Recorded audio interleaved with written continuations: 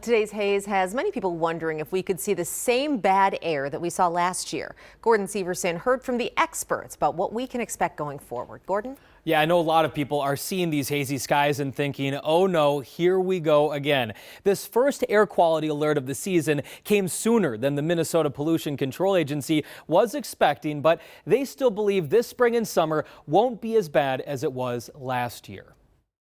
It is likely to be a very bad forest fire season. Canadian Prime Minister Justin Trudeau setting clear expectations this spring that Canadians may be facing another difficult year of wildfires. Looks like the forecast continue to be dry over northwest Canada. Nick Whitcraft with the Minnesota Pollution Control Agency says zombie fires from last year are starting to reignite in the region. They smolder under the ground all winter.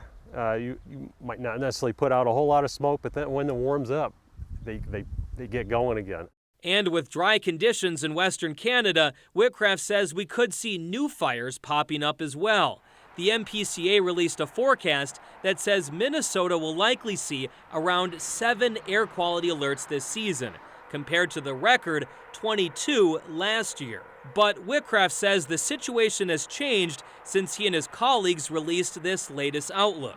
Those fires popped up right after that outlook, so we're obviously looking at a little bit earlier start than we were, expecting or anticipating. So the 7 alerts they were expecting this year could be closer to 10 or even 15, he says, which could affect people with ongoing breathing problems. Air pollution as a whole increases the risk of worsening of that disease. Rachel Strykowski is a pulmonary specialist with Hennepin Healthcare. She is encouraging her patients to limit their time outside during these air quality alerts and to wear an N95 mask if they plan to spend a lot of time outside. Just because the particulate that gets in your lungs from the wildfires is so small that just using your usual mask is not going to be, or your cloth or paper mask, is not actually going to filter out those particles.